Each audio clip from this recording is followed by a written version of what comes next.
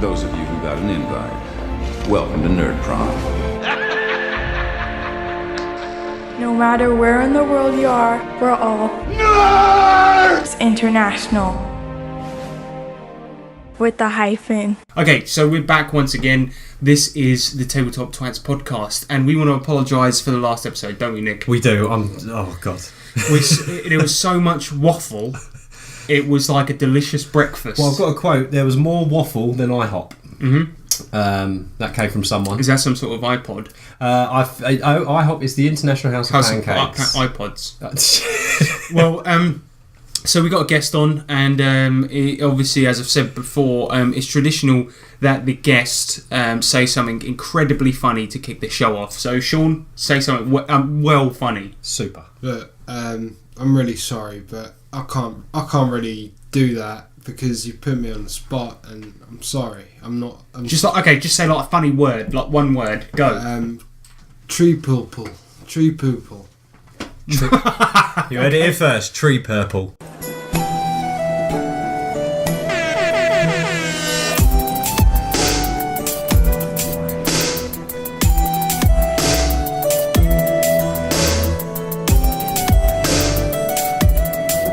Coming at you live from Grubfub Nub's belly button, it's me, Nick Lamley Lamslice. And me, Harrison Hunt, aka Rabula Conundrum. And we are Tabletop Twats. Okay, so we've got a show for you today, right? We've got so many features, we've got so many creatures. It's going to be amazing. But first of all, we want to introduce our esteemed guest. His name is Sean Hunt, and he is also an internet celebrity. Are you not, Sean? I am not, but I do have a YouTube channel, Swag's Den, all about games and stuff. I do like gaming history. Just started a new versus thing where, we do a fighting game and the loser has to eat some terrible stuff. So, well, yeah, you should know, Sean.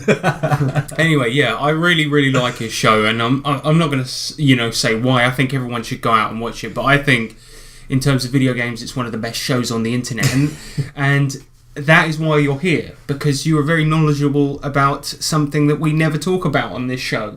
And that is video games, but also I play a lot of RPGs. I don't really have time for much else, to be honest. Well, Sean is actually my brother, and he was there for the extreme early days. So we've been role-playing together since I was about 13, you were about, I don't know how old you are, but nonetheless, we've been role-playing for a long time. Old. So he's got credentials, listeners. He's here for a reason, and we're going to talk to him about one-shots.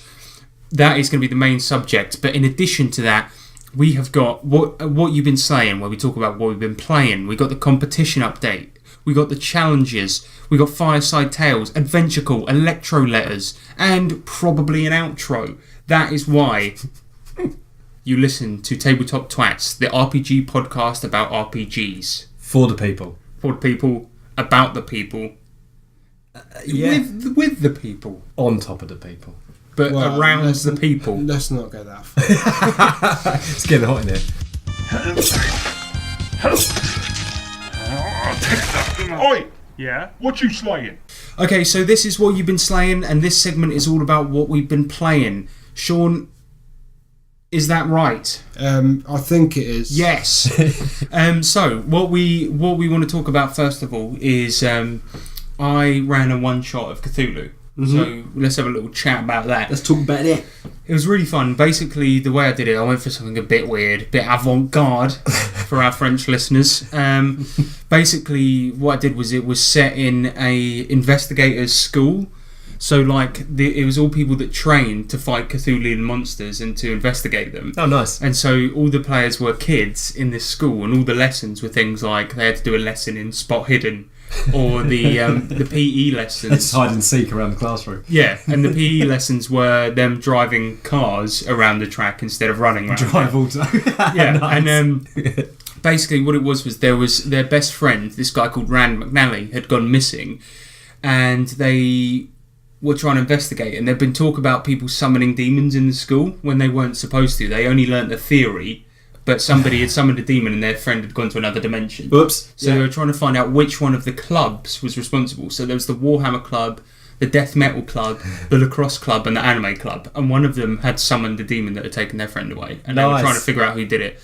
And basically, to spoil it, because I'm never going to play it again, what happened was in the end was that it turns out that each club had one part of the ritual, and because they all met at the same time, the summoning was a complete accident. So the death metal guys had this like tape with a horrible sound effect on it, and then the lacrosse club were doing like a chant for their cheerleading, and then the Warhammer club had this like Ouija board that they were using as a gaming board, and so all of that ended up in this summoning combination of all of it. Yeah. It was pretty good, but Sean was unfortunately unable to make it, and so were you, actually. Unfortunately, I was working as well, so we both missed it. It was a really, really cool game. We didn't want to go, really, innit, Sean? No, not really. Bunch of cunts. We're another game, innit? Yeah, you remember that game we played? Oops. Yeah. What? Wait, what? Nothing. It's some secret, man. Yeah, don't worry about that. Fuck you guys. Anyway, so, moving on. So anyway, it was really good, and it was cool to play a comedy game in Call of Cthulhu, and it had this really, really cool ending where all the clubs that hated each other ended up teaming up and going into the void to try to save this guy. Did it still have elements of creepiness? Yeah, definitely, man. We had one of the players went down to 2 sanity. Oh wow! He was very, very close to going completely insane. So it was awesome. And then they all died. Classic. Ryan was not there. Oh god, Ryan was in Thailand as well. Did you play by yourself? Yeah, I did. Didn't you say that Peter, one of the players, he tried to fight like a formless creature? He tried to shoot it with the handgun or something. Yeah, I can't remember what they're called, but they're called, like, I don't know, it's like some sort of shapeshifter monster. And obviously, in Call of Cthulhu, if you're fighting Cthulian monsters, you're doing it wrong. Yeah. And Peter didn't know that. And every time I was like, so what do you want to do this turn? Do you want to carry on fighting? And Peter was like, yeah, of course I do. I'm going to fucking kill it. And I'm like, you're bloody not. That's the only way you... Yeah. You can't see the stats, I can. It's the only way you learn in Cthulhu, though. The hard way, First time, school of hard knocks, you know, true. You're going to go against Cthulhu with a handgun, you know. Well, actually, I wouldn't know, because my Cthulhu character never died. Yeah, we did. Actually did, but you were able to get him back. But yeah, so that was the thing. I didn't want to tell him during the game and ruin the fucking immersion. Yeah, it was funny, man. Then we played your one shot, Sean, the following week. So we did another one shot in Cthulhu, and if you want to explain basically what the premise was. Well, it's a bit of a weird one.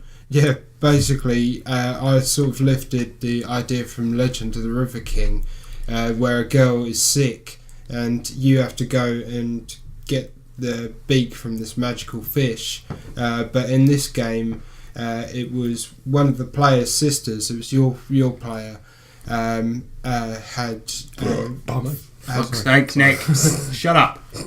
Sorry. I'm sorry. Yeah, so my sister was ill with some sort of malady. Yeah, and basically one of the other characters, doctors, diagnoses her and says, "Oh, you have to go and get a beak from the River King." I found that really funny because it was like this doctor that's like highly educated, and he comes out with he's like, "Yeah, you need to go and get the beak from this legendary fish," and we were like, "Okay, are you sure you're a doctor?" And he's like, "Yes, I mean this comes up very rarely, but it is a known cure." It was so funny, man. And that's the thing is, a lot of your one-shots, they tend to... We'll get into this later when we talk about one-shots proper, but you tend to draw from obscure video games that nobody's ever played. I mean, Legend of the River King, who the fuck has played that? Yeah. And it meant that we had this proper bizarre story that was fucking awesome. Brilliant. But yeah, tell them some of the stuff that happened, because it was fucking so good, man. It was hilarious, man. Just getting up to the martial arts goods shop was just any investigating, any moving transport at all, because they went up to a fishing harbour to investigate, and then once they left, the doctor character drove the car into the water. It was a struggle, and all of the characters were drowning. None of us had any points in swim. Shit. It was like, it must have been like 20 minutes of you going, right, Harrison, you roll swim, you fail.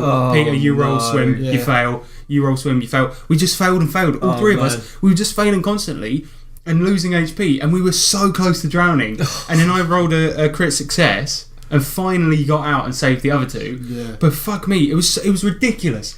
And it took us ages to get out. And then so annoying. Then all we were doing, right, was we wanted to get some fucking martial arts goods from the store. I was really, really low on HP, right?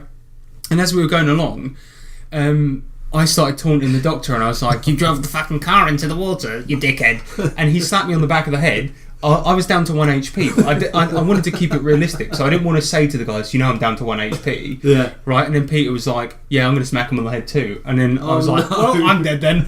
So just through them, like, just giving me like a hit to teach me a lesson, I fucking died.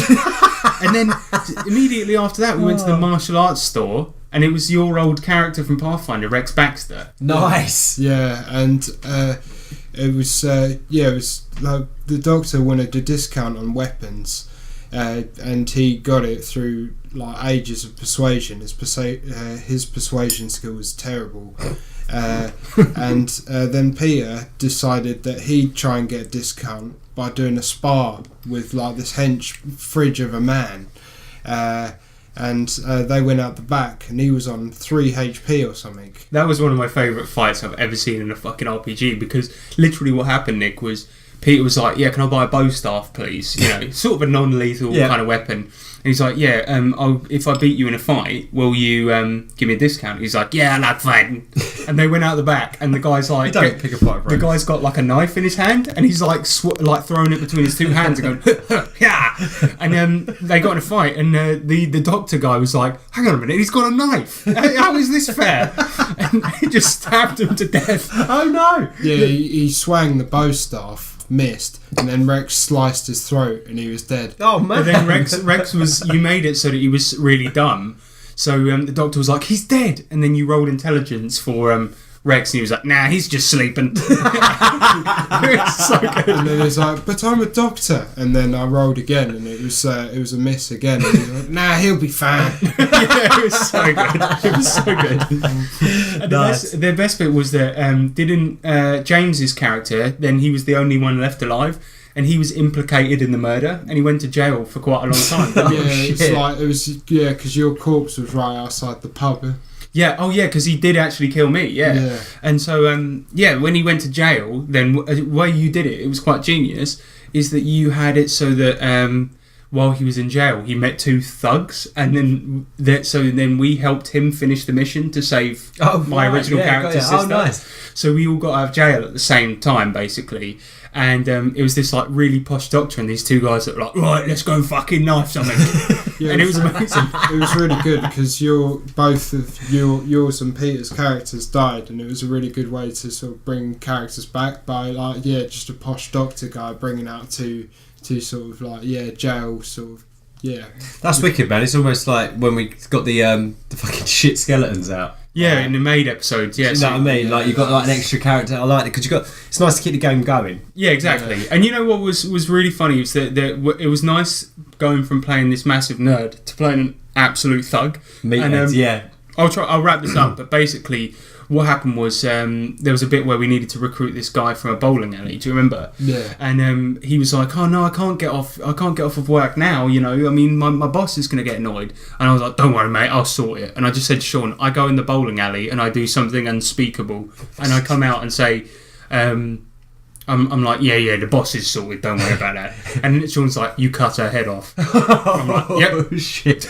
But nobody else knows it, so I'm like, "Right, let's go." Come on, then, crack on. Just quietly killed her. Yeah, I just went into Sawed her head off. Shh, come here now, love, now, quiet. And he's just hacking away at her. Oh, God. Very nice. Great campaign. Brilliant. One shot, I should say. It was so much fun. And like I said, it was nice to have that element of weird fucking obscure thing from a Japanese video game for the Game Boy Color that nobody's ever heard of. Like, Nice. Yeah, exactly. I fucking love that, man. Yeah, but why not? It just shows you the how easy you can turn something into an RPG game. Well, people do it all the time. Yeah. They take elements of stuff they know the group hasn't played and then put it in there. It's a great idea. And Cthulhu is a great system if you want to do something a bit out there. Trying to hunt down a legendary fish. I can't wait. I'm reading it all at the moment, so I'm really looking forward to having a go.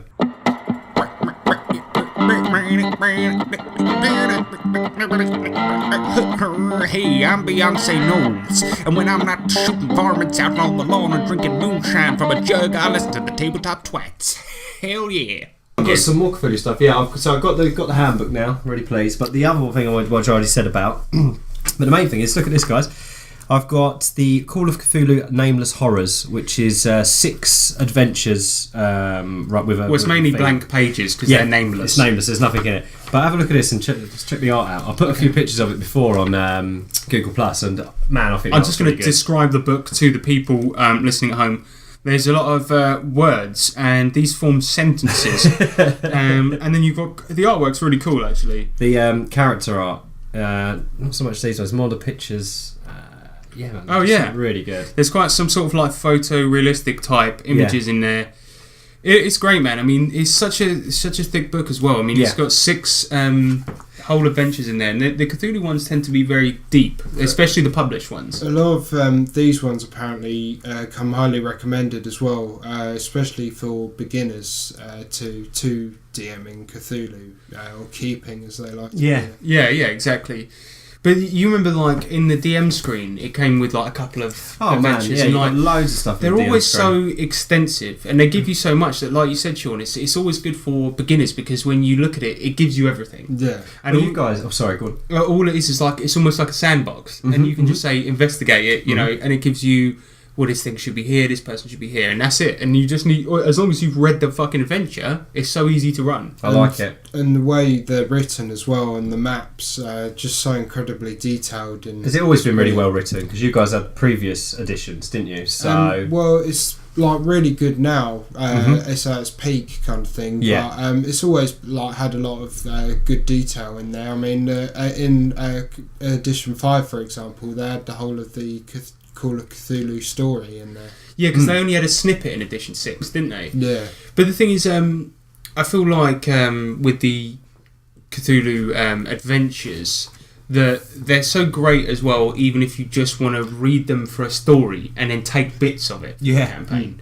And that's what I like, because you've never run a pre-published module, but you've read the ones in the books and stuff, and I think it really helps flesh out your campaign. So it's a really, really good book. Nameless Horrors. And it's Nameless Horrors. Oh, the reason is like a lot of, if people that play Call of Cthulhu for a long time get to know the old gods and whatnot, and what to expect and things like that. Yeah. And the kind of whole premise of these adventures is that they're unnamed horrors, so you can't put a handle on them and know how to deal with them, and it kind of can throw out if you have experienced players as well. If you have one of those fucking players like continuity lawyer on your team, there's like, actually, Yog-Sothoth wouldn't come out at this point because you haven't done the correct ritual. Exactly. You can be like, fuck you, motherfucker. This ain't Yog-Sothoth. We don't even know his name. Go suck my Yog dick off. Oh.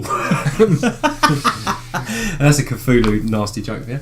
Hello, my name's Gary Coleman, and I'm deeply offended by what was said about me on this podcast, but I forgive you. That's why I listen to the Tabletop Twats. Yeah, okay, so the last thing we want to talk about is Pathfinder, where we're a bunch of investigators in a fantasy universe investigating the death of a girl, but we previously thought she was missing, and now we just found out she was dead. That's it, yeah. And she died outside of her home, but we went to visit the home, and somebody either put her back or she appeared there magically. Yeah, we don't know, do we? She was just in the bed, because we went to the parents' house, didn't we, to kind of ask some questions, find out when she went missing and that. And they had been away for the weekend, I believe, and not long come back. And then we went in there, and obviously I had my, what was it, animal empathy, is it? Oh yeah, and you just talked to the cat, and you were like, so where's the girl? Yeah. What happened? When did she go missing? We found out so much information from just talking to that cat. Talking to the cat, yeah, it was brilliant. But the thing I really liked, one of my favourite memories from it was James has inserted this character in the game called Graham, right? And what Graham is Graham is one of the guys that's employed by the same forensic agency that we're employed by. And he's one of those guys that's a device so that James can move the game on if we're fucking about too much. Because Graham's an expert and he can go, you know, guys, we should do this. Yeah, do you know that's what right, I mean? yeah. And Profiler, isn't it? we my character's taken a dislike to him because my character's arrogant as fuck and he doesn't like taking orders from people that are above him. Yeah. Because he thinks everyone's below him. So he took a dislike to him. And Larry, Sean's character, who's this like Irish paladin, thinks that Graham is stupid. Yeah, he does. Yeah, he's Graham is like just a meek sort of businessman. Yeah, he's just a very normal guy. He was a colour in grey, he wasn't is. he? And there was a bit beige. where we figured out that she died by strangling. That's it. And then we were sort of explaining to Graham what a strangling was. I was like, "Hey Larry, tell him what a strangling is." Yeah, and then I was like, it's basically when you press your hands against the windpipe. And then there was another bit about something about eating or something. No, we were like, you were like, you press your hands against the windpipe, and then it makes the blood starved of oxygen, and eventually they die. And I was like, so get your crayons out, Graham, take note of that. Yeah. And we were just being an absolute cunt to him. It was so funny. And Tobias has just been kind of going with the flow and taking the piss out of Graham as well, because he's just. Well, Tobias is a cool character because he's a stoner and Yeah. he's a druid, and it's such a good mix for a character. It's wicked.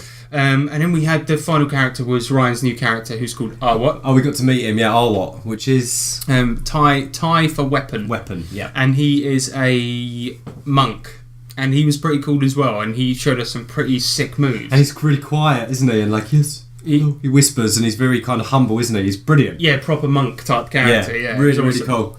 So that's what we've been playing this week, and let's move on to the next segment because I've got stuff to do. Let's get this out of the way. Get a move on. Yeah. I need Come to be on. places.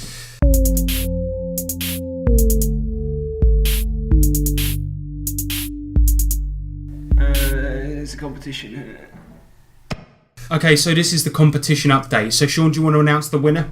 Yeah, I will. I don't know who the winner is, but I could announce it if you tell me. Yeah. Well, it's not you. You've got a guess, all right. Is it me? Because I sent in a pretty dank jingle. To be fair. To be fair, Nah. it's got in my head. I'm not gonna lie. Every Sean- now and again, I'm like, do. Wow. No, you're so, No, you're you're so wrong. wrong. You can't. You no, don't. fine. No, You're fine. Wow. It's close. Right, I'll play Sean's four jingle bits. now. I'll play Sean's jingle now. Here's Sean's jingle. Wow. So thanks for sending that in. It does the job. It's cool, man. But the winner, sorry, mate, but you can't win because He you're my ruled you brother. out, mate. Yeah, sorry. You brought him on the show to tell him he didn't win. That's Yeah. what I mean. Okay, it's sort all of- the way here, man. you only came here because you thought you were going to win a copy of Maid. Pretty much. Do you want to? Oh, mate, this is awkward now. Okay, so shut up, both of you. Right, so the winner is Stefan Dragonspawn. Yes, indeed. Now, why is that? Because the lovely dragon, that is Stefan DJ Dragonspawn, was the only person, bar you, Sean, sorry, mate, and your mum, that sent anything in, Actually, and it was pretty good. we did have one more. Actually, we did have one more jingle from James Clark, but again, he was a guest on this show, so he's not fucking winning. This is James Clark's jingle.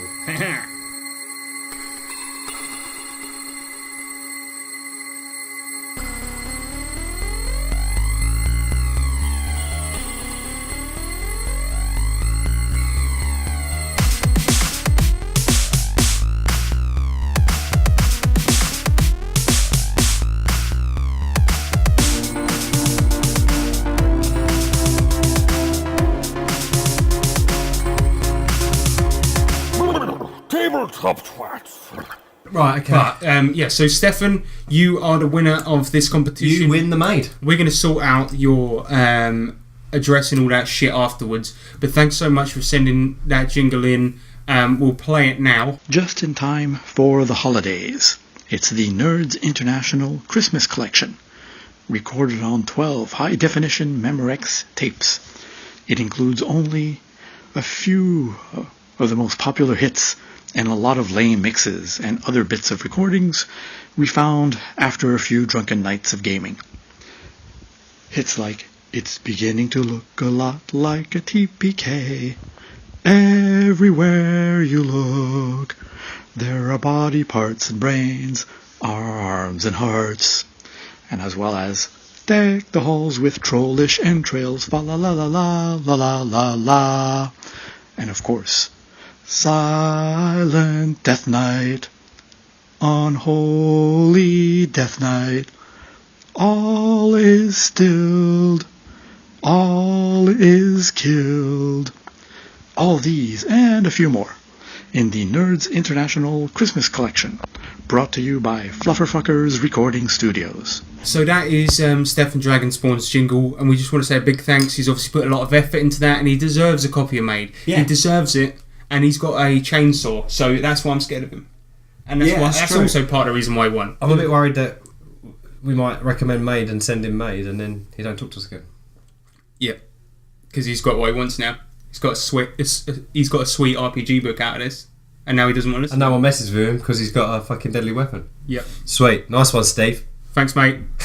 Nice one, Stefan. Steve, you dickhead. Main. Subject. Main. Subject. Sorry. This, ladies and gentle people, is the main subject, and today we're talking about One-shots, man. Yeah. the reason we're talking about one-shots is because Sean does a fucking load of them. And Maestro. he's the maestro. He's the king of the one-shots. He's the lord of the one-shots. I like King of the One Shots better. We're here to figure out how it is that you make such good one-shots. How do? So first of all, let's think about like preparation for a one-shot. Now I know that sometimes actually one-shots can be a bit more jarring to create than an ongoing campaign, because whereas in an ongoing campaign you make a lot of the building blocks to begin with, and then you kind of rearrange them as you go along, because you can just put players into already existing areas you've made. Got a lot of Whereas time as well, haven't you? with a one-shot you have to create everything from scratch every time. So how do you go about the preparation? I think the best thing to do is first to sort of think of a sort of mission idea. I've found that like watching a movie usually helps with that, because it usually lasts about that length, bit longer maybe, about 3 or 4 hours or something. The first one I did was 22 Jump Street. I got the idea from that, and then sort of did the town around that. Sort of I had a mission about drugs. Yeah, basically there was a huge drug lord in the first one shot I did. I think we've touched on it before. Yeah, we That have. one. So, like, obviously you came up with the mission idea first, and then you thought, what sort of town would have that mission in it? Yeah. Okay, that makes sense. And then Nice. you sort of do everything around that in the town, and you sort of everything sort of works itself out nicely in that sort of way, because you. Yeah, because you're realistically you're making everything so that it informs that one mission that you've given. Yeah. And in that respect, it probably keeps it quite concise as well. Yeah. But I know that like a lot of DMs, what they do when it comes to one shots is, we've had it before where to speed things along, they might, when a scene is over, like Eric, for instance, he would say "and scene," or the DMs might give extra clues away, like, you know, you've gathered everything you can here, guys, move on. But you never do that, and a lot of like you actually give us complete freedom. It's like we'll sit down and you go do whatever you want, and somehow you always manage to make it last exactly 4 hours. Yeah. Magic. It's usually thinking about different hooks that when you're doing it, where the guys will go and stuff like that, thinking about stuff like that. They usually skewer the plan, but you usually have something in there to defend against that. But the best thing to do is at first is to sort of give them a solid mission, basically, and then you can sort of build your characters up right from the get-go. And you have likeable characters almost in a few minutes, basically. Yeah, and I think as well, like, one of the things you do really well is you get straight into the action. Because you might have one shots like, I don't know, people often play ones, you know, where you'll get a bunch of notes that you have to read beforehand. And like, for me, I think that's cool, right? If you have a little bit of world building beforehand so everyone's clued up. Yeah. But you get so many players that don't give a fuck. They're like, I don't want to read shit, come on. Just want to roll some dice. Yeah, you never do that, and we'll get straight into the action. And it always seems really good because your worlds are quite well thought out, and you always set it in like a small town, which I guess helps with the preparation as well, or a small area, and that keeps it concise. But it's always like, for instance, with the 22 Jump Street one, all that he said when we started off was, right, you're members of the police, your boss is telling you about this new drug shipment that has come in. He says, what was it, find a supplier, kill the bloke. What was it? Find a dealer, get a supplier. Find a supplier. I can't remember. A supplier. It was something like that. I can't remember, but it's that famous line from 21 Jump Street, if you've ever heard it. Yeah, and he just said that, and we were like, okay, cool, we have to investigate the drugs. Nice, and we just yeah. got straight into it. And it's like, okay, I get that that's not much of a story, but then what you did is like you flesh out the story as it goes on, rather than having all this fucking backstory at the beginning. So it was like, okay, this is at the beginning, it's quite dry because you've only got that small amount of stuff. But then as soon as we started, we were like, you know what? Kids take drugs all the time. Let's go to the school. so we went straight to the school, and then as we got there, we met all the cool characters. And that's when you sort of learn stuff. Instead of people giving you handouts at the beginning, you sort of go to these places and you learn stuff that way in a more interesting, immersive kind of way. Yeah, by actually doing it. Makes perfect sense. Yeah. And you sort of like have these like really sort of cool characters that everyone meets, and it gives you an idea for the flavour of the world. I think on one of the other ones we had to investigate some demon dogs. This was again Call of Cthulhu, and we started off and it was just like so simple because we knew about the demon dog attacks. Like we knew that's why we'd come to the town. So no fucking about. Yeah, you were hired to do that job to investigate that basically. So I think that you write your stories with one shots in mind because it's like right, we can't get too overcomplicated. But you can, in a way, because you can complicate it throughout the story. Yeah. Don't give them this huge fucking backstory right off the bat, or it's going to be like, we're only playing for 4 hours. Yeah, how the fuck are we going to get through all that? 2 hours of backstory and then... Totally. You have to disperse it throughout in interesting ways. Yeah, that's the thing. Like, and the fact that you always manage to get this kind of self-sufficient adventure in that's so kind of organic. But in a set amount of time, it's brilliant. It's really good. I mean, my world's flesh out eventually because I've got lots of time to sit and think about it. But I think Sean's so well prepared and the way he builds his world, he's ready for the story to grow with him. Do you know what I mean? It's like, I like it. But then I suppose then that's sort of tip number one then, is that you need to build your world around your story if you're doing a one-shot, really. With a long campaign, it can work the other way. But with a one-shot, it sort of makes sense because you want that central mission to be the thing, the main thing about your story. So as a result, you should fucking... Yeah, you should build it around that because it'll make it much more interesting. And it'll mean that, like you said, people will find out stuff in interesting ways. Yeah, definitely. That's the best thing to do. Yeah, tip numero uno, guys. But so, if let's say for instance you've got players that are fucking about, right? You've only got 4 hours. You know that shit's gonna go down like crazy, and people are fucking about. They're doing all sorts of shit you didn't predict. How do you stick to the 4 hours then? I think with Call of Cthulhu it's easy because if you mess about, I mean, even if you try and do stuff normally, it just goes horribly wrong. Yeah, I suppose so. There's that. The players tend to sort of screw things up quite a lot. Like in the last one, just simply driving a car was too much for them. You know, it's funny though because you're absolutely right. That problem did actually sort of sort itself out, right? Because we in the end, right, we sort of like after fucking about with the car, nearly drowning and shit, we were like, okay, that was fucking annoying. Let's just get on with the mission, no faffing about. And so the problem did actually sort itself out. Yeah. But the thing is, what it meant was when we went to go and fight this legendary fish, which turned out to be the size of a fucking building, that we were woefully underprepared and done nothing. Because we were like, right, let's go to the fish. Got a bow staff. Yeah. And then we got there and we were like, we're not going to win this. Hadn't even got a fishing rod. My name's Alan Rickman. No, it isn't. Oh. Out of all the ones that you've done, we've only ever finished one of them. Yeah. We usually end up dying quite. That's because you get wiped out, yeah. Yeah. I mean, that's like you said, it is suited to one shots almost because you can have a situation where if you're dead, you're dead. No creating new characters. Shut the fuck up. Get on with it. So, and I suppose in that way, like it kind of sorts it out. So even if you have a lot of fucking about and you know people going off track, it doesn't really matter in a Cthulhu game. No, and also the players create a lot of really interesting situations. Like, you know, in the time before this one, you guys set a barn on fire.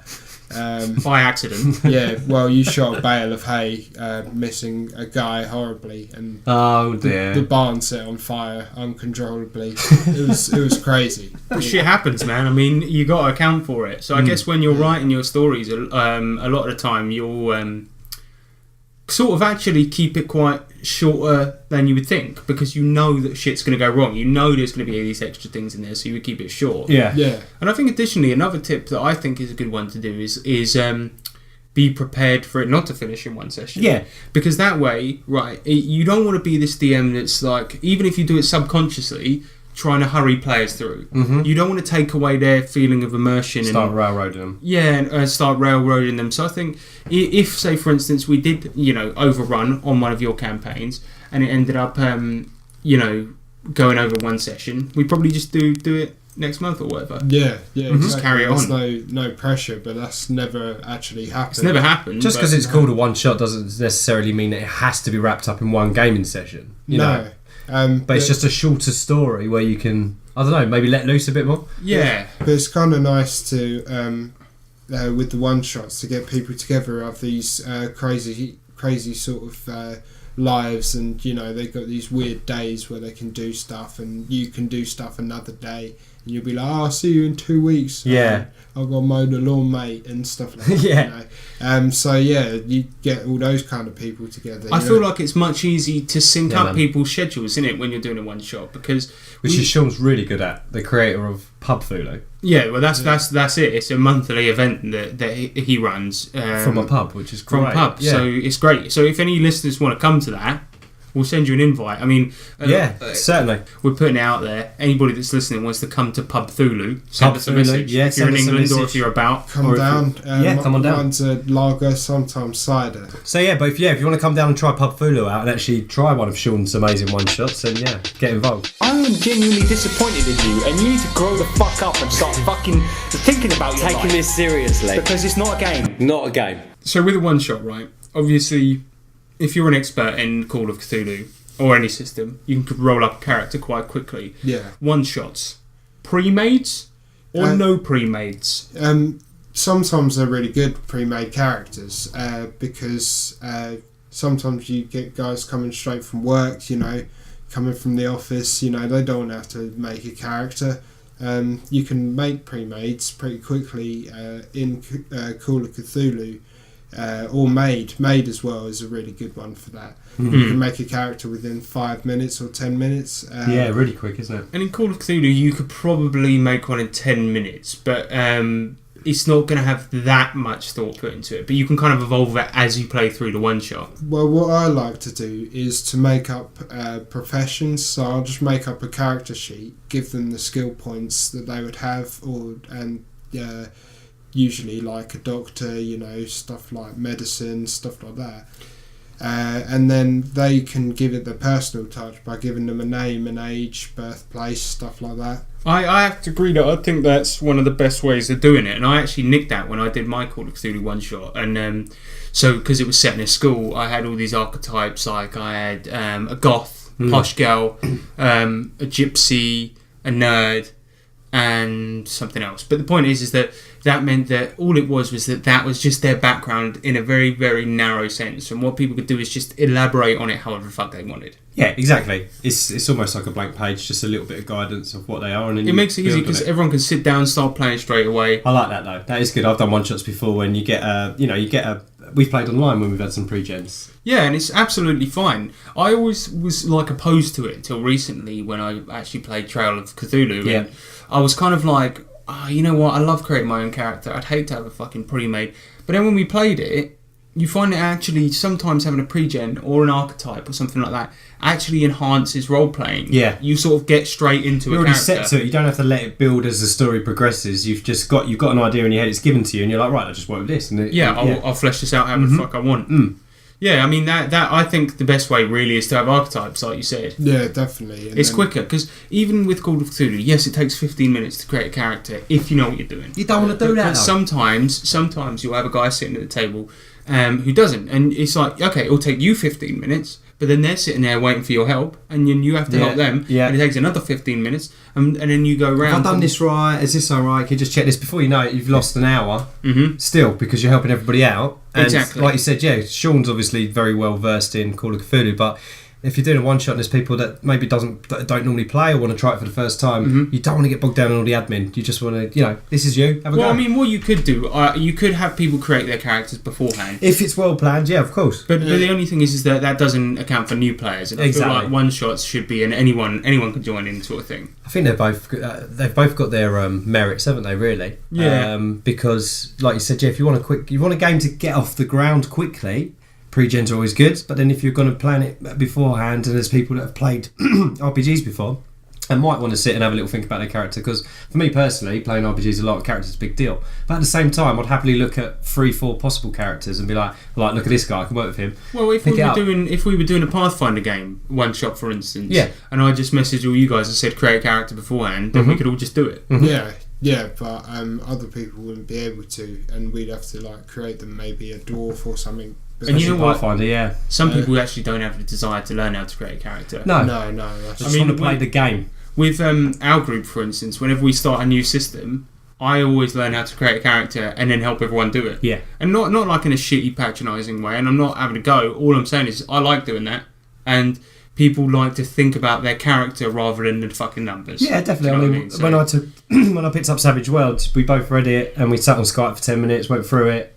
So you helped me out, and then and it's easy. So even if we're playing with veterans, they still might like to use a fucking pre-gen. Do you know what I mean? Yeah, just for simplicity's sake, and just for having a bit of fucking fun. Do you know what I mean? And not getting bogged down. And especially with a one shot as well. I mean, I like to think because it's a one shot and it's not a long-standing campaign, and actions you make in this game, not that they don't matter within the game, won't necessarily have long-lasting effects because you're not playing a long campaign. So you can let loose a little bit. You can do things your character maybe wouldn't normally do because you've got this kind of little bit of confidence because you know it's going to wrap up in a short amount of time. So you can have a lot of fun with one-shots. I realised recently that I quite like playing nuisance characters. Yeah, I've noticed. that have quite bad flaws. And I think it's essential to RPGs in general. I won't get into that, but the point is that in a one shot it's significantly less annoying to have a character like that because you know they'll die soon. And if anything, they're probably going to die quite gloriously or at least hilariously, so you always remember it. He was a fucking dickhead and now look how he got killed.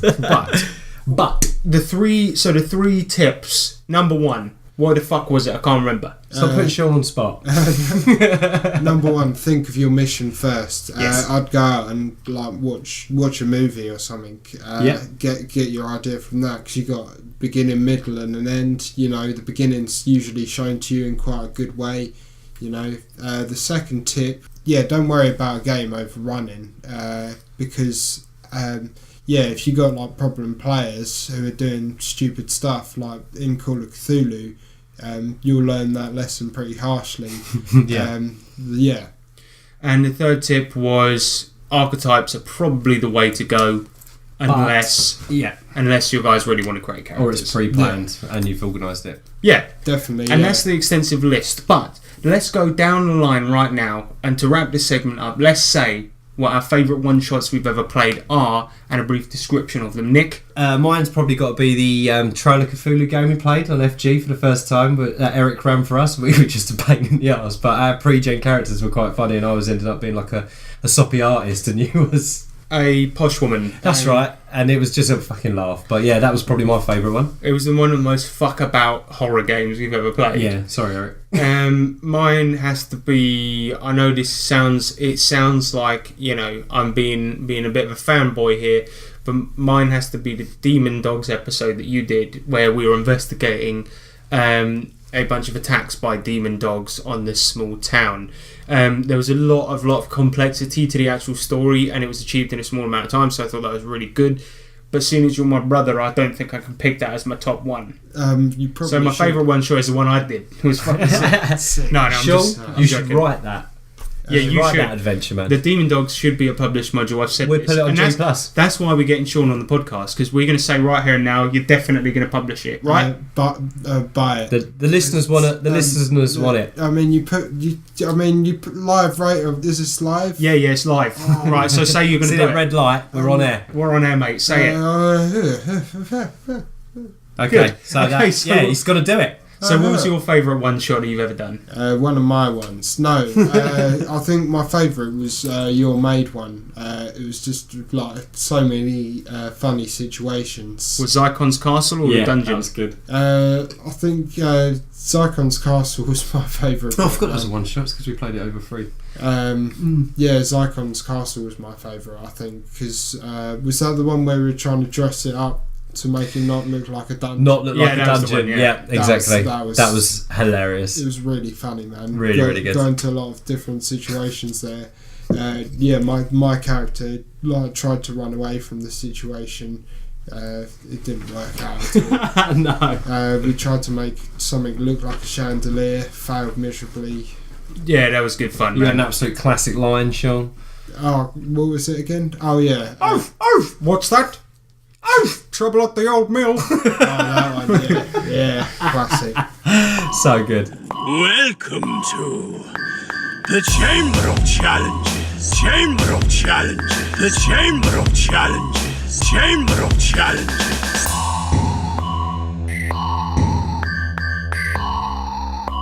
The Chamber of Challenges. Okay, so this is the welcome one and all to the Chamber of Challenges. Stop fucking shuffling your papers. You're shuffling more. You shuffle up. Goddamn shuffle up. It's just really unprofessional, man. Look, this, I was sort of brought on here. I was sort of goaded on here, really. We bigged this show up, didn't we? But Listen, man, just because you run the most successful YouTube business in the world, don't come round here. Don't tell us what to do. Yeah, you fuck. right. Well, I'm entitled to that. I've got to say though, the editing on your show is really good. Right, so my my challenge I'm going to do this week is I'm bringing back the old school.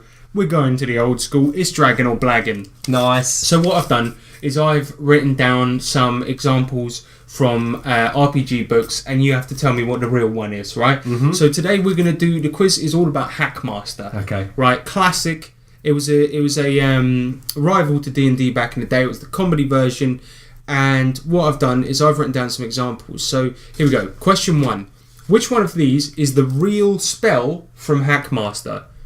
Irritation, annoyance, wind-up, or perturbation? One of those is a real spell from Hackmaster. Well, we got to confer and then give you the answer? Yeah, you can work together, guys. Okay, cool. So, irritation, annoyance, wind-up, perturbation. Wind up, I reckon. What do you think?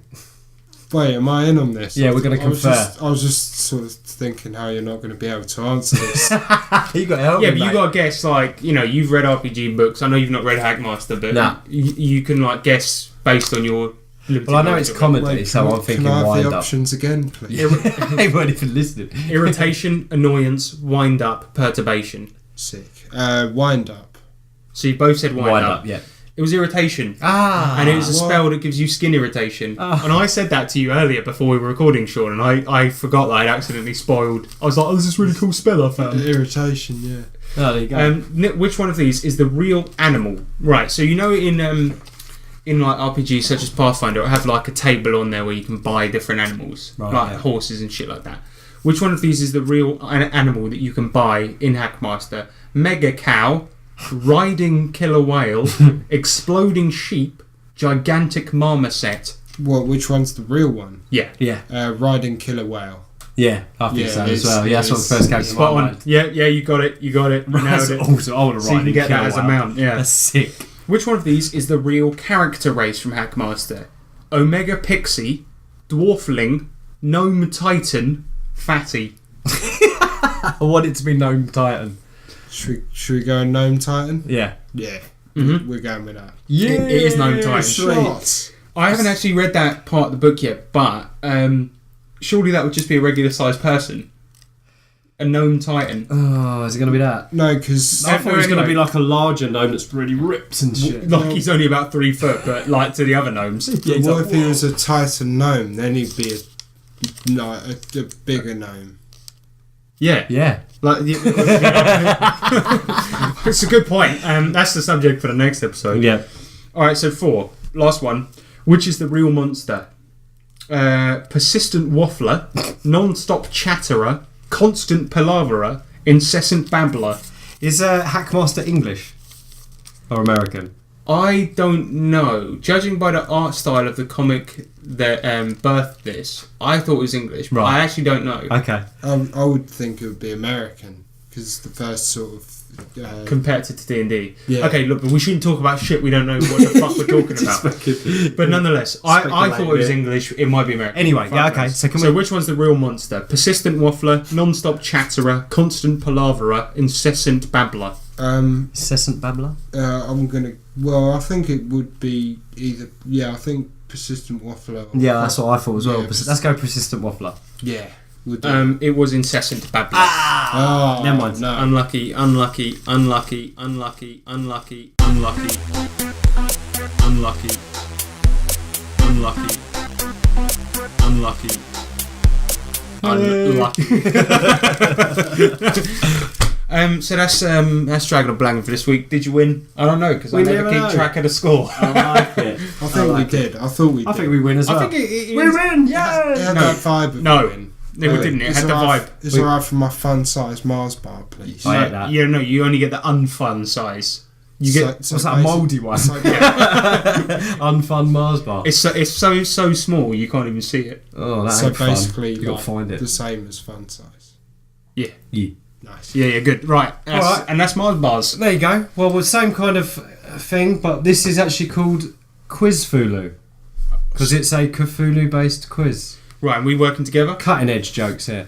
Yes, you can work together. We'll do the same format, shall we? Cool. Alright, okay, so there's some fucking tricky ones in here, and there's some pretty straightforward ones in here because they're, I found I'm them an from... expert. Anyway, no, I found them from places, so... Alright. Okay, so we'll start off. Right, question number 1.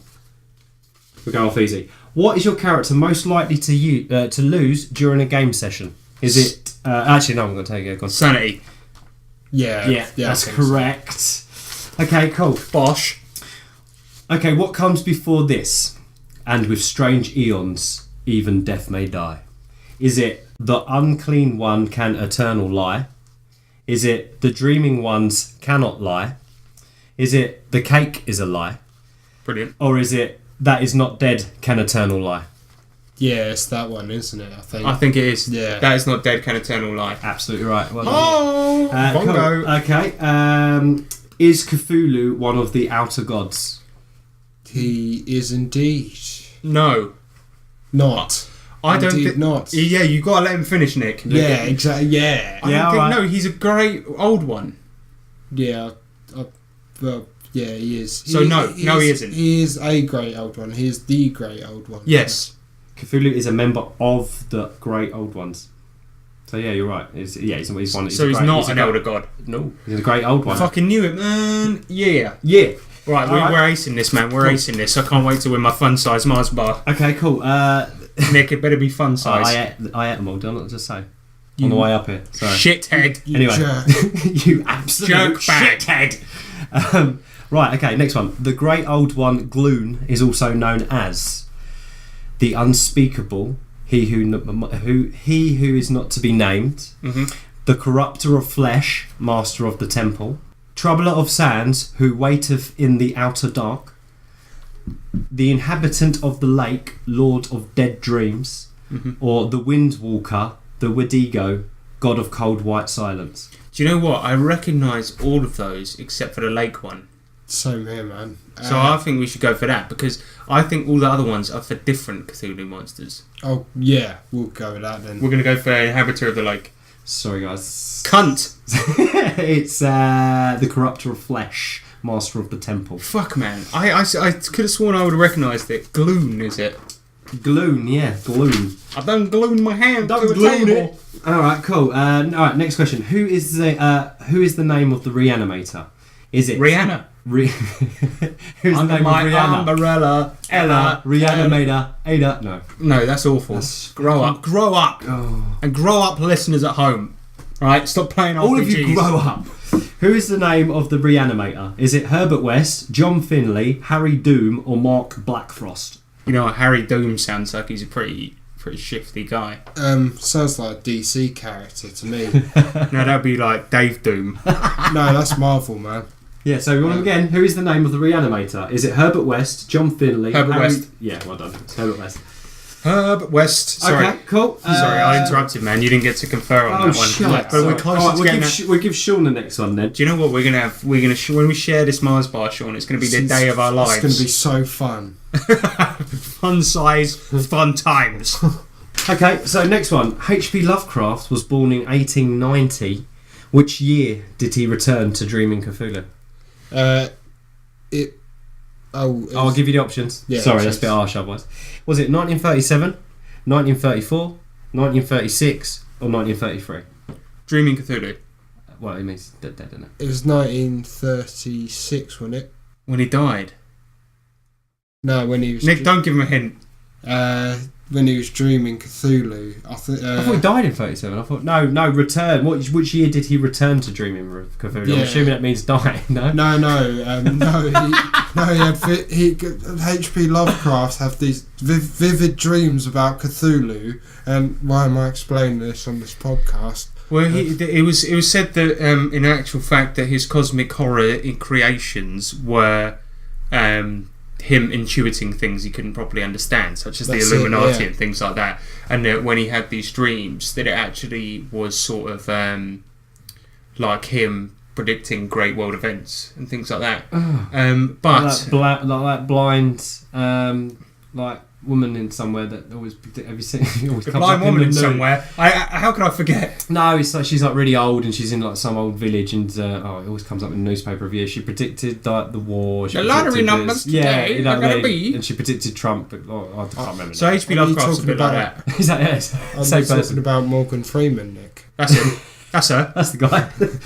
No, right, you're all wrong. It's it's not. Although we don't quite know what the question means. No, neither do I. Yeah, but I did. But like, well, when did yeah, but did it? No, but did the thing is what you got to remember is does the question mean when did he start having these vivid nightmares again, or does it mean when he died? Because it could be the person that wrote the fucking question is having a laugh. You know, and he's tried to rate it in this really creative way. Do you know what I mean? Yeah. And it ended up actually just being more confusing. He died in 1937. Okay, so the question was that when he died. Poetic way of saying when he died. Yeah, see? Oh. That's why it was so difficult to interpret. So you downloaded some of these questions from the internet, right? It's just a quiz from the internet, a couple of quizzes that I kind of put together because I didn't have time. That's fine, but my point is that we're going to find out who did this. And we're going to hurt them. Yeah. Right, yeah, good. Yeah, that's fine. Alright, cool. Yeah, that's fine. Hurt them. That's fine. I don't know. But no, it's a good quiz. I've got one more if you want.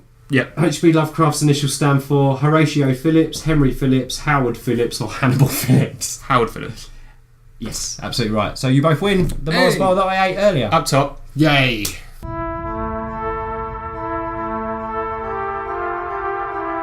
I'll be laying awake at night thinking of Fucking goblins. fucking goblins. Fucking goblins. Fucking goblins. Hello, mate. Alright, mate. Right, Ryan. Yeah, mate. Ryan, quickly, while you're on the phone, just quickly do a freestyle about a wizard with problems. Go. What? No, I can't, man. Quickly now, quickly. I'm not fucking about. Go. Come on. Dude, I got to go to work. You alright, Nick? No, just either do the freestyle. We're not talking. Okay, then we can't. I'm afraid we can't talk to you about what you want to talk about. Nick, hang up on him. Nick, quick. What? Hang up on him. No, you're some professional. Hang up on him. Hang up on him. Oh, sorry, Ryan. Hang up on him.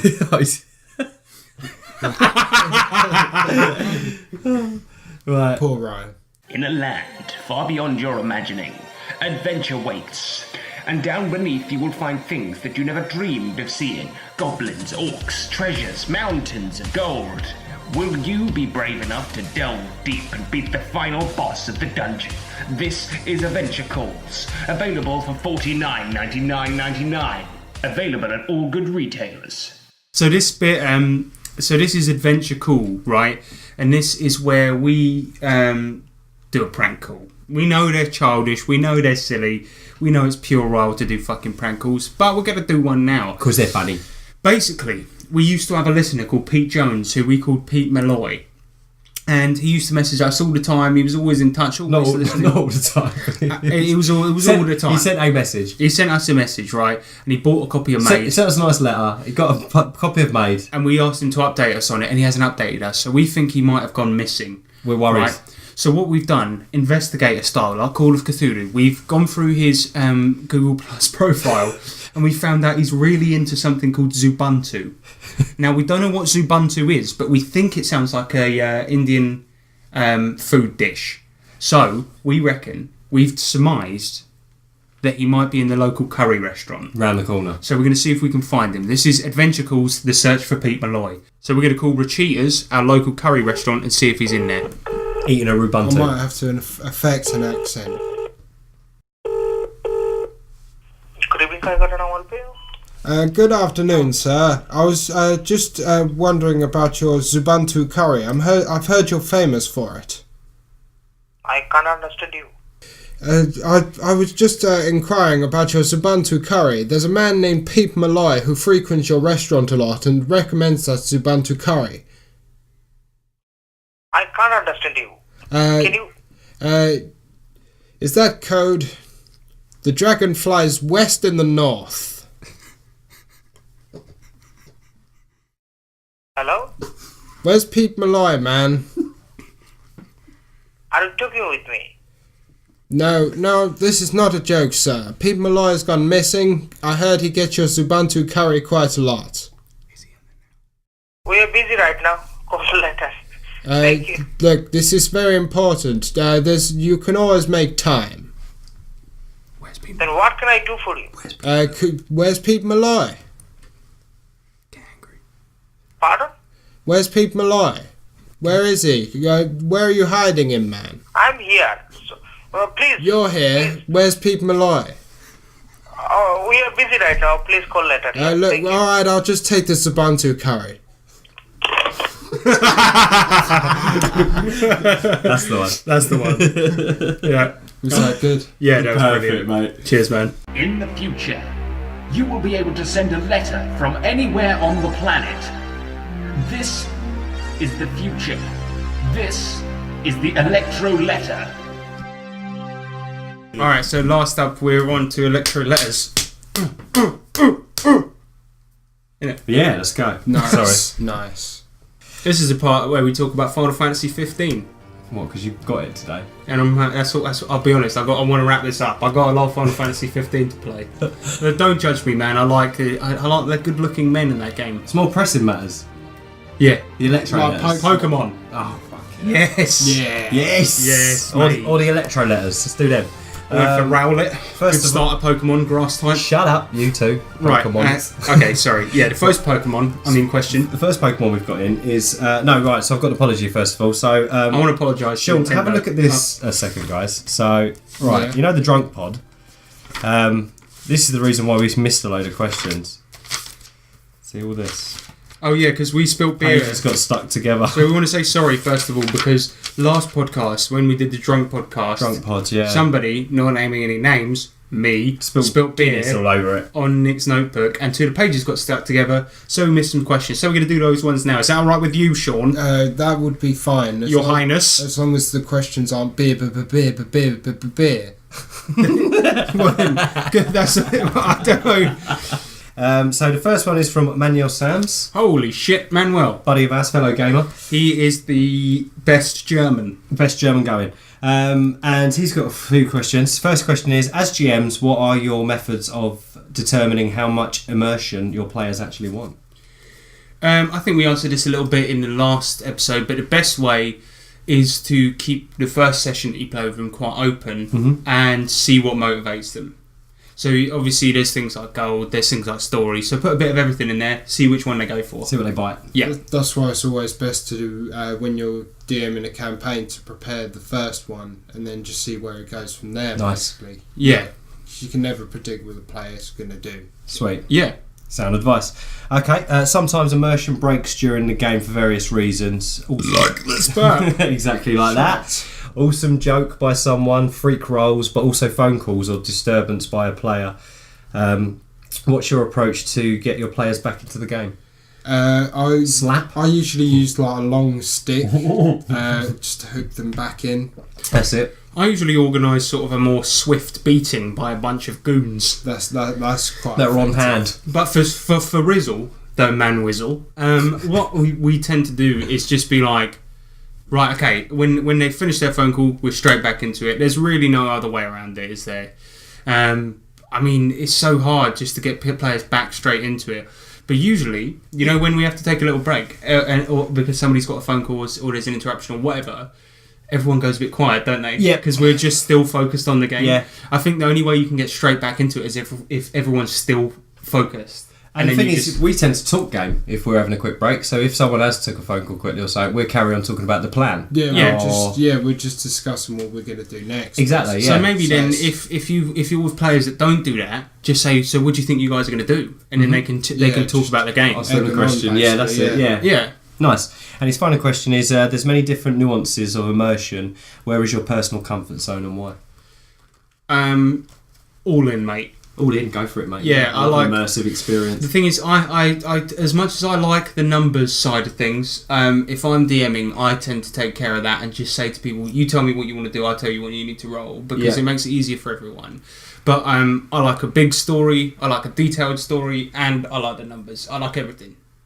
I'm the same really, because I like Pathfinder for that, because you have like traditional character leveling, like bad guys that level up, monsters that level up, to your sort of thing. So it's sort of like you get that sort of challenge in there, and you get to sort of role play as well. Yeah, so you've got like this really robust system that sort of makes everything quite cool if you know it. Do you know what I mean? Like, it's really, really fun in that respect. But additionally, it's also a great system for role playing. So it's got a bit of both. I think that's probably why we like Pathfinder so much, because I think it strikes the best balance. Yeah. It's not complicated like old school AD&D, but it's complicated enough that it gives you a really robust game system. Yeah, definitely, and you feel it's like proper.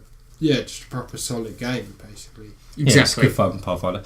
Okay, brilliant. Thank you, Manuel. Keep them coming in. Cheers, man. I think he probably has. To be fair, he might have sent another one in because we're still on last week's questions. One more. So we're really sorry again. We've got one coming from Jeanette, Big Jeanette, haven't we? Yeah, we've got one from Jeanette Gerard, good friend of the show.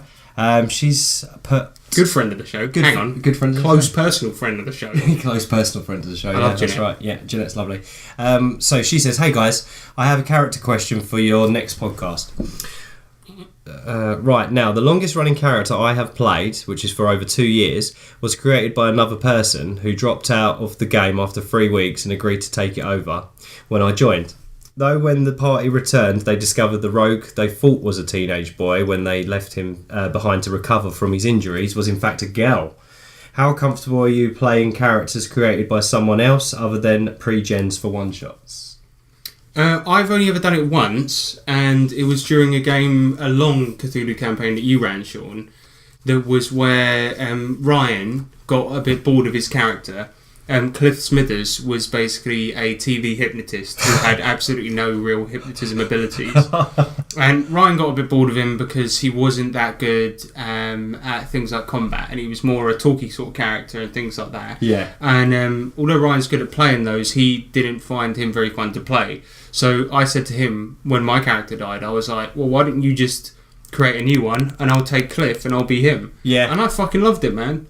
Because the cool thing was that I had all this established shit to go on that he'd already built up for me, and all I had to do was just bounce off of that. Yeah. I barely had to put any fucking work in. I just jumped in. Yeah, I really, really enjoyed it. And Sean, you said that you liked the way that I played him versus how Ryan did it as well. Like, they were both good. Yeah, but I did it differently to how he did it as well. You did. Yeah, it suited you a lot, and I guess that's where you sort of got your inspiration for playing trouble characters as well. Yeah, because this guy's a bit of a dickhead, wasn't he? Yeah, he was, yeah. Yeah. So I personally, I think it's pretty cool. I have no problem with it. I think it's fun. Yeah, I'll pick up a character, no problem. Yeah. Make it yours. And that's it from Jeanette. So thank you very much. Sorry, they're a fucking bit late. Yeah, sorry about that, Jeanette and Manuel. You guys mean the world to us, and sorry. Sorry, super sauce. Right, so this week's questions. First one's coming from Morgan Ellis, first time, so thank you very much. The big Morg. Yeah, we met him. We spoke to him. We had a little chat with him while I was watching the Fighting Rovers game. He's a very funny guy. Yeah, he's funny, and he's a big fan of some other shows. He's British, isn't he? Yes, he is. Hey, shout out. Come to the pub and play Cthulhu with us. Yeah. Oh, yeah, that's true. Yeah, come on down, Morgan. So his question is, have you ever made a character in an RPG that was based off of something in a TV show, movie, or comic book? all the fucking time. Yeah, a lot. Yeah. I think it's a great starting point because it's similarly to taking over a character from someone else.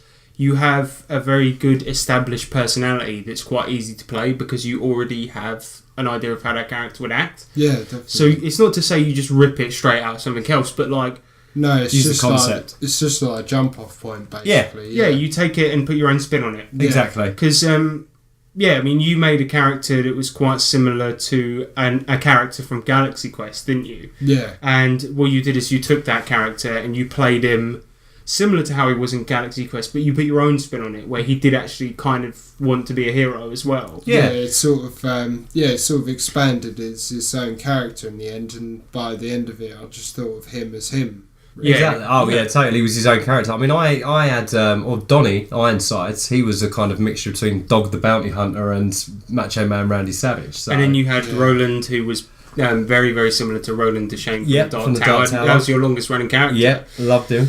So yeah, I mean, we do characters based on stuff all the time. In fact, for new players, I'd say it's one of the best ways to create a character if you're having trouble coming up with an original idea. And you can really love your character then when it's just like you're playing something that you watch on TV or you really like. And it can still be an original idea, like you said, Sean. It will evolve into something else as you play it. You go, actually, you know what? I want to change this character in this way, and you change it to a different way that you like it. It'll be different from the TV show or the book or the play or the.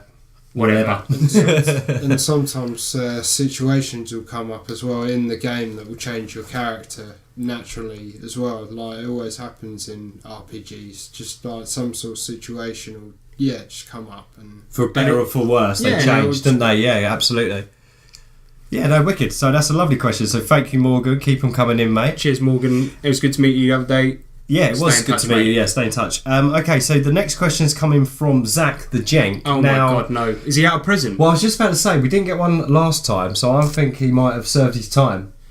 No, what I think is that in prison he probably stabbed somebody and he was in solitary, so he couldn't send us. Should we warn Sean about Zach? Yeah. Thing is though, with Zach, he's a hardened criminal, and the thing is, he sends us questions and we've got to read them out because otherwise he comes and burns your house down. Sends the boys. So be nice to him. Zach, really nice. Zach, have you been working out? Yeah, he looks good. Wow, Zach, Jesus, those arms. Yeah.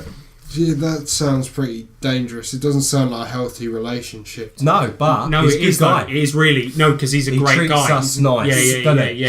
He's a great guy. Burns stuff down. No. Shh. No, I just want to say on record, he's never burned anything down. No, he's a great guy. He's a great guy. Yeah. So shh. Anyway, but what's his question? Zach the Jenk asks: so as keepers, are you more likely to make encounters more deadly in one shots?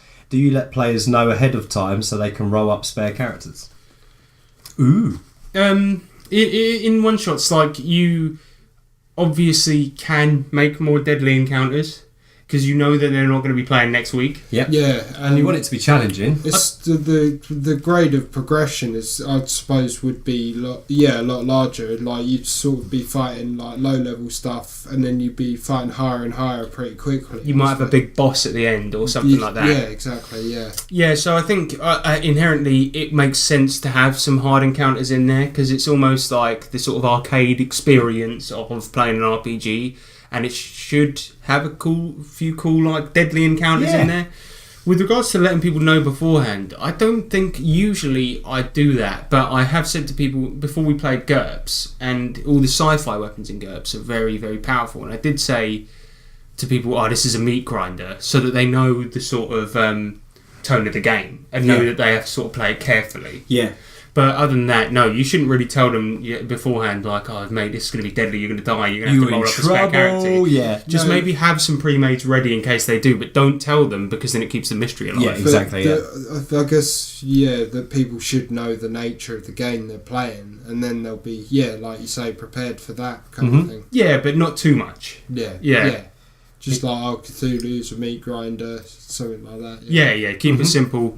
Yeah. That's all you need to say. Yeah, exactly. Yeah. Don't give too much away. He also pops another question over, so we better answer this one. What is the craft beer market like in the UK? Is it nearly as popular as here in the States? Yes, and better. Yeah. We make good out. No, we can't say that. But no, I'm just saying, yeah, in the UK, we've got a gigantic variety of ales. Yeah.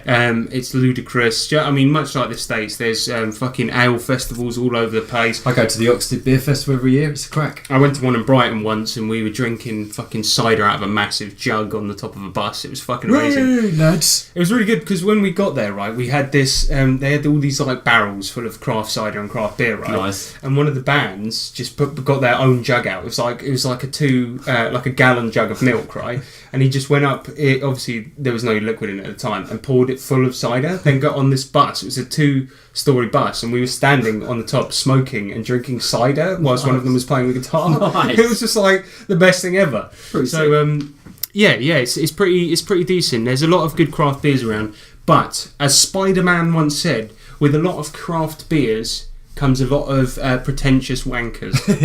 And there is a high fucking density of beer hipsters in the UK.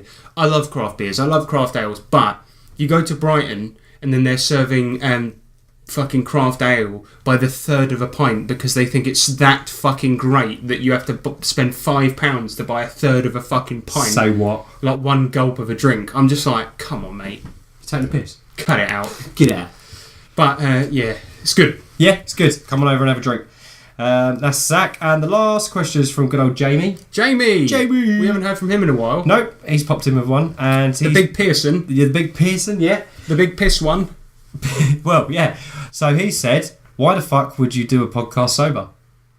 Yeah, good. Actually, that's the point. On the Gathering and Talks, they always talk about how he's already like 2 beers in or whatever, like when it begins and stuff like that. As they say, strung a couple on. But the thing is, though, the Gathering and Talks, they managed to do it because they actually have some talent. Yeah. Whereas we fucked it up. Well, it's quite bad. Yeah, exactly. We didn't have much to start with, and then we decided to get drunk and make it a right made it worse. state. Yeah, so that's probably why. Because the thing is, if you're always drunk, then in a way you're sober. So what you should be doing is always drinking. And then when we do the drunk cast, they'll be better. Yeah. Drink more. That's a great idea. Thanks, Jamie. Thanks, Sean. Thanks, Sean. No worries. Good tips all round. Brilliant. And that's all the great questions this week. Thank you so much for sending them in. We appreciate you. We appreciate your questions. We like you. Appreciate everything about you. Yeah, we like you a lot. I don't really know you, but Sean likes you too. I hope to get to know you. Sean wants to get to know you. Yeah. Yeah. Just putting it out there. just putting it out. He's winking at the microphone, so... I don't think any women listen to this show, Sean. Yeah, I don't know why I was winking. Actually, no, Jeanette does. Jeanette does. So confirmed. One. Is she? Have you met her in the flesh though? No, we haven't. And I don't know if she's single or not. Because you played a woman in World of Warcraft and stuff. So he plays a woman a lot, doesn't he? Yeah. In games. Yeah, because I'm a man. Right. So I like to be someone different. All right. So if I had the option to be an alien, I'd be an alien. All right. In real life and in the game. Yeah. All right. Calm down. I want to be an alien. I want to be a woman alien. All right. I want to be a she alien. Is that too much to ask for? Just somebody. If anybody can make me a she alien, please do. Get in touch. Get in touch with Jeanette us. Could probably do it. She's got all sorts of wizarding ways. She's got magic ways. Let us know if there's any women out there as well. If any women listen to the show, good for you. Sean wants to know. Get in touch with Sean. Brilliant. That's all the questions this week. So thank you very much. As always. I just want to say, go fuck yourself. No, sorry.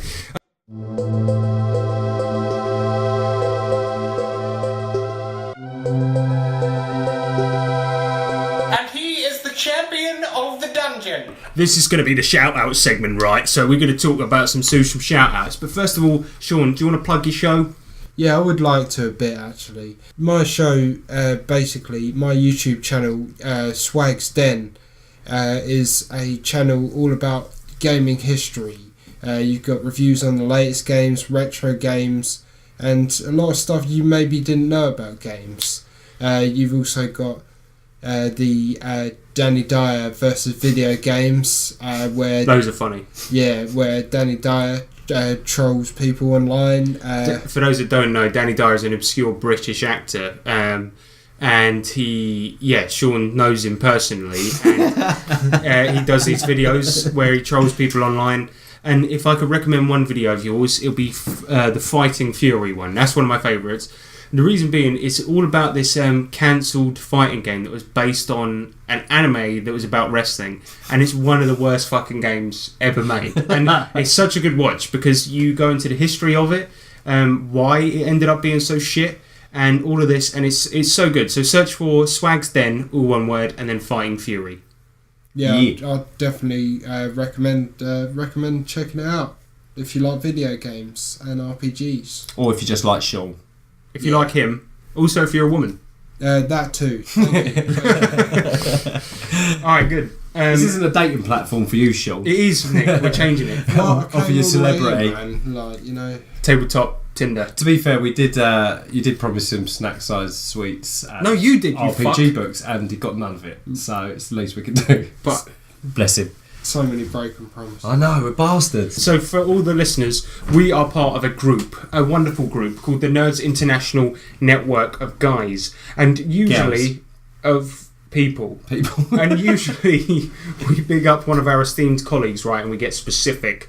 But this week we're going to do a general shout out, because what we want our listeners to do is go into Google Plus and follow Nerds International. Yeah. Because if you do that, not only do you get updates on the latest shows such as The Gathering Dorks, The Wild Die, The Murder Hobo Show, Gary McCallum, what you get is you get a bunch of really, really cool guys that just want to talk about RPGs. Yep. You'll meet a bunch of people that you will very, very soon call friends. Very knowledgeable. Such as Jeanette Gerard, such as Zach Jenkins. All great guys. No, Zach's on Twitter. Whatever. It doesn't even matter. But Don't mess about with him. My point is that go on there because they're all great guys, yes, and you can learn about a bunch of new shows. Learn loads of Google stuff. Plus, Nerds International. Get on it now. Check us all out. No, now. Now, right now. Stop listening to this. Go on that now. Now. Grow up. Sean? Sean, you on it? You on it? I am on it. Yes. Get your phone. That didn't sound convincing. Yeah, I don't know away from my face. If I trust you, show me that phone. No. Sean's not leaving this place until Sean's not leaving this place until he's on Nerds International. We're getting him on there. Sean doesn't know how to use an internet. I don't know. What That's why you play PS2 games all the the Google Bus. Yeah, no, don't worry. Everyone get on the Google Bus. Yeah, exactly. Oh no, that's a train. See, look, that's how bad I am. That's how little about technology he knows. I don't know what a bus is. That's kind of far out. Mazes and Monsters is a far-out game. Imagine that you've listened to the show, Nick, and you thought to yourself, I want to get in touch with these guys, right? How do they do that? I'll tell you how the fuck they do that. Sean? You go on the various social media platforms that are available on the internet. But first of all, let's do email. Email is TabletopTwats@gmail.com. Twitter is @TabletopTwats. Facebook is /TabletopT. Why are we doing it like a robot? I don't know.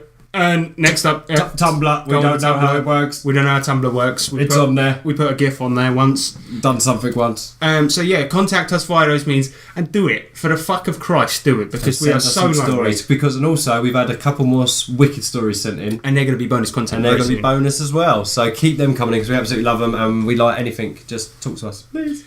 So last week, we gave you a thought to ponder on, while you're waiting for the next episode. And this week will be no exception. We give you a thought to ponder on, you think about it, and then we give you the answer next week. So this week's question is going to be, is the plural of moose meese? Meese. Give that a think and let me know if you come up with the answer. And that's it for another episode, isn't it, guys? Yeah. I want to thank Sean for coming on. Make sure you go to his channel, Swag's Den. It is really good. And I want to thank Nick for coming on. Make sure you go to his channel, Nick's Cool Things. My channel. Which is this one. But it's not called Nick's Cool Things. It's called TabletopTwats. So go on that. Go on that, yeah. Yeah.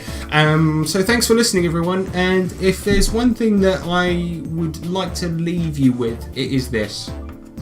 Chicken McBosh. Ooh. In the face. Yes.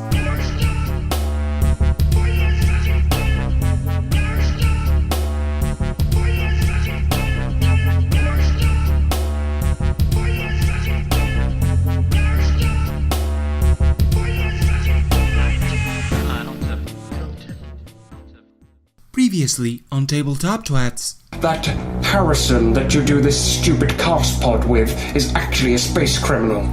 We're going to travel through time to a point where he was weaker and shoot him in the noggin. You come into my club, interrupt my night, make me get out of my glarking chair. What did you do that for? What's the problem? I said hit him, not throw acid in his face. Thank fuck we got away from that. That was some scary shit back there. Oh, you fucked everything up. Now he knows our faces. He's going to be looking for us. We are fucked. Hang on. Can you hear something? Yeah, I can. What the? Is that a giant robot? We're gonna die. This is the bit where we just... Oh, fuck! Oh, I feel awful. I can't see. Where are we? Is this a hospital? Oh, it smells like one. Sir, could you please get back into your bed? No! Sir, come on. You've got to rest. The doctor said so. I'll tell you when to shut up.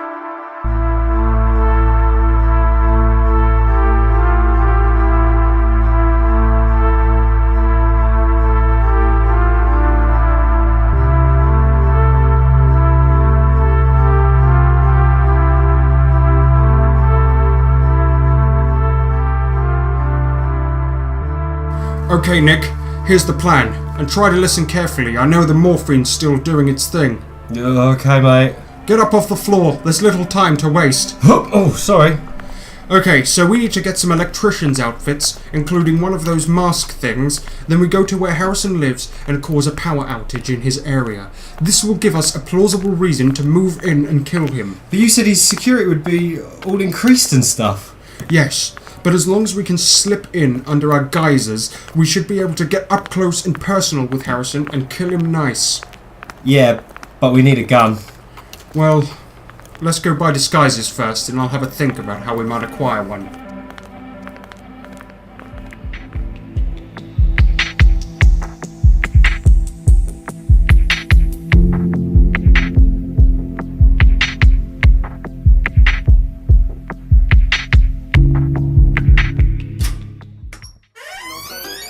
Well, hello! Willkommen to my costume shop. Hi. We're after... My name is Hans Mooshammer Gruber. Okay. Could I have... What would you like? Could I please have... I think you would look good in this. Look, he doesn't need a Jimmy Savile costume. What we require is... Calm down, bitte. These things take time. We need the following items. Sorry, just let me get this. Hallo? Was? Nein, ich kenne keinen Eric Leimeroux. Nein, er arbeitet auch nicht hier. Oh, fahr zur Hölle! Sorry, that was my mother. So, how can I help you two gentlemen? Yes, right. We need... Meine Güte, how rude of me. I didn't even offer you a drink. Would you like a cup of tea? No! Fruchtsaft? No. Alright, no problem. What would you like? We need... Oh, I just remembered Shut up! We need 2 electrician's outfits with masks now! Okay, why didn't you say earlier? I have 2 of those in about your sizes. Right here. Would you like to pay with a Voulon card or cash? Oh yeah, shit. We're out of cash. Well, that is a pity. No, wait. I'll give you this flask of acid in exchange for the costumes. In Ordnung. A flask of acid. And also, you have to give me a hug for slightly too long. Haha! Go on, Nick. Hug the man. Oh, this is a bit awkward. I can smell his breath.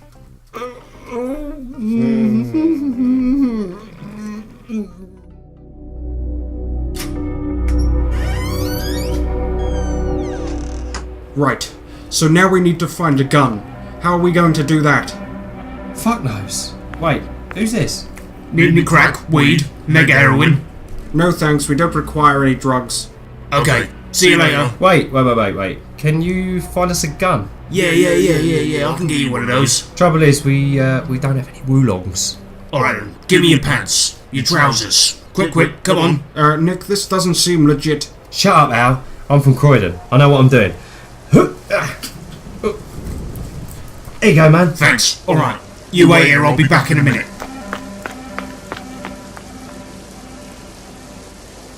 I sure can't wait till he comes back with that gun. Fucking freezing out.